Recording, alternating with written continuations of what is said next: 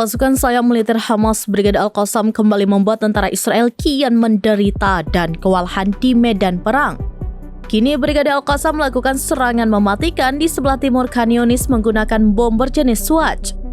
Brigade Al-Qassam menyiarkan video yang memperlihatkan para pejuangnya menargetkan pengangkut pasukan Israel di sebelah timur Khan Younis dengan alat Swatch.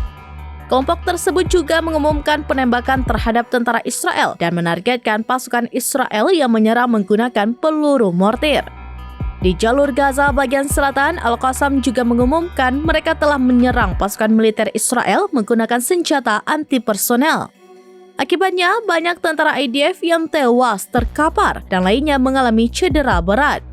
Serangan itu terjadi di daerah Hayy al-Salam sebelah timur Rafah. Brigade Al-Qassam juga menargetkan pengangkut pasukan Nimir Israel menggunakan rudal berpemandu jenis Red Arrow di dekat Menara Al-Hussam Tel Al-Sultan. Penargetan Nimir yang didokumentasikan melalui video mengakibatkan ledakan besar.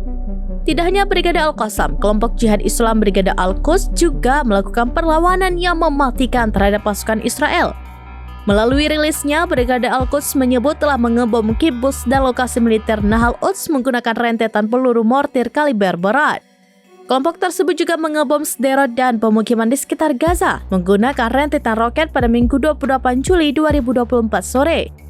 Para pejuang Al-Quds juga telah membombardir menggunakan peluru mortir dari roket 107 mm tentara dan kendaraan musuh Zionis di situs Abu Oreiban di Poros Netzarim.